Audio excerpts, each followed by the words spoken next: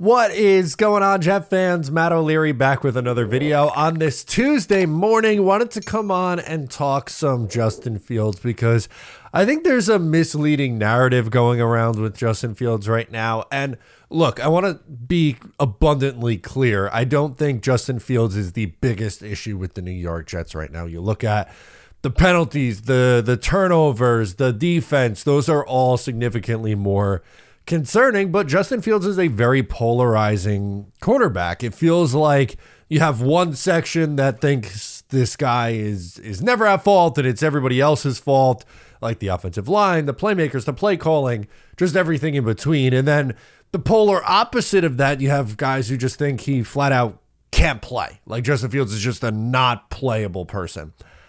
I don't know if I buy that either. There's really not a ton of middle ground with him, and that's kind of what I'm going to try to do with this video is add some nuance to the conversation with Justin Fields. So yesterday I saw a tweet from FanDuel, and I get it. They're trying to get engagement, but there's a lot of people that really feel this way. And like I said, then you have the other loud majority who just like, the guy stinks, he can't play. And it's like, well, I think it's probably the truth lies somewhere in the middle, but here's the tweet. It says Justin Fields in the 3 full games that he's played, he's 0-3, but 266 yards, 3 touchdowns, no picks, 307 yards, 2 touchdowns, no interceptions, 309 yards, 2 touchdowns, no interception.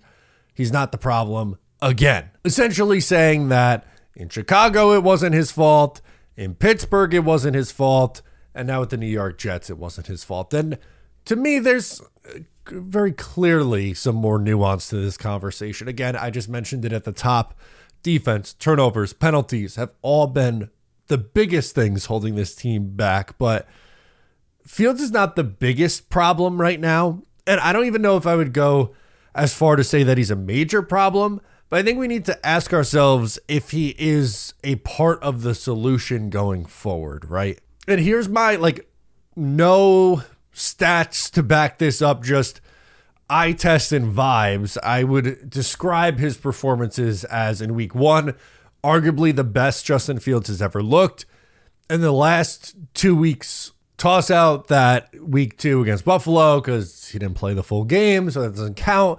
But the last 2 weeks with Fields and the Tampa Bay game with Tyrod, it kind of feels like the Jets offense has been garbage time merchants. They've really been getting a significant amount of their offensive production when the game is already out of reach.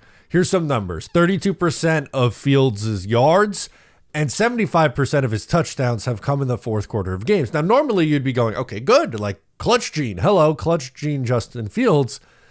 The problem is in the 4 games that he played, they were up by 10.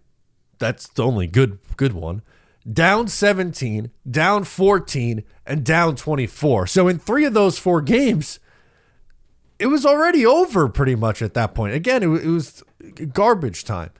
And the way to describe or what I would call garbage time, and hat tip to Michael Nania for sharing this out, on plays with a win probability of 2 to 98%. So in that range of 2 to 98%, he ranks 27th out of 32 qualified quarterbacks in adjusted EPA per play.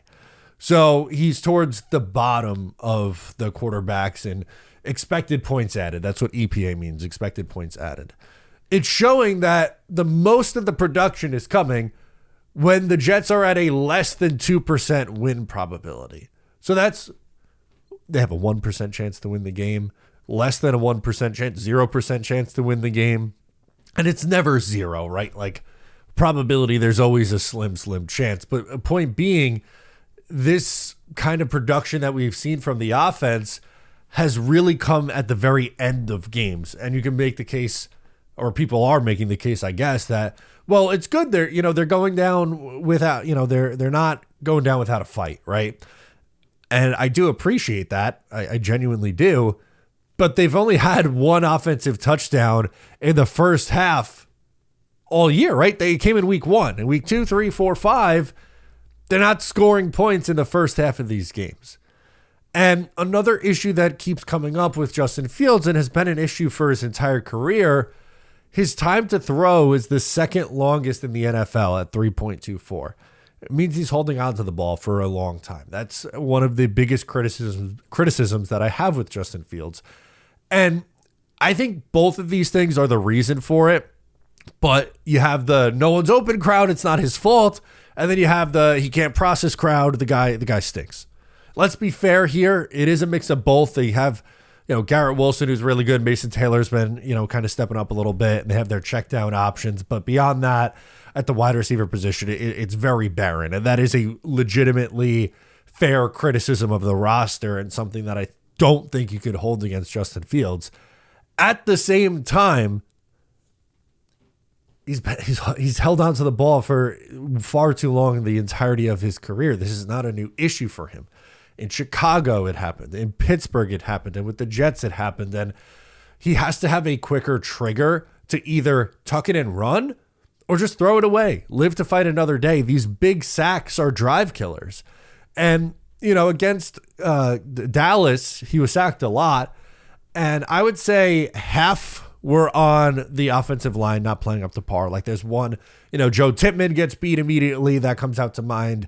Olu gets beat pretty quickly. That one comes to mind.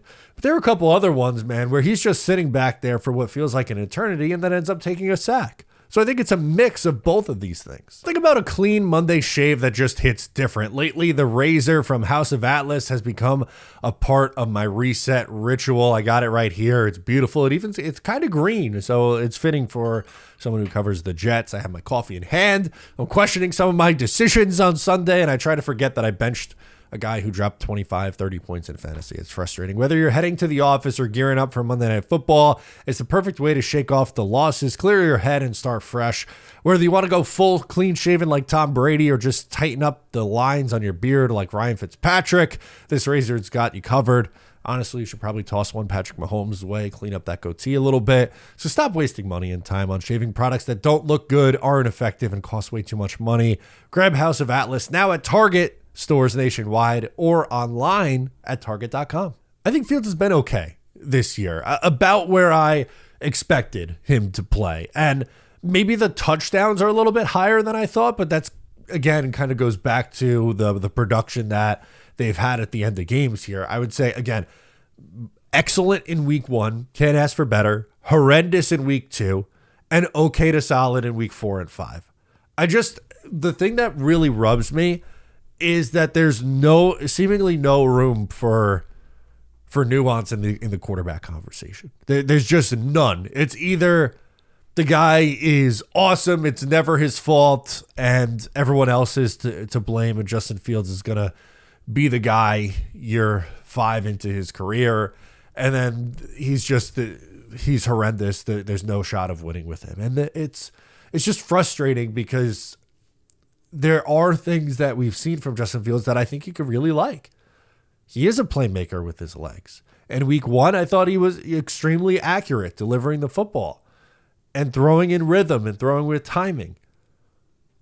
And then there's other weeks where they can't get going early in the game. And I know the script is they're running the ball a lot early in these games, but the offense doesn't feel like it's in rhythm.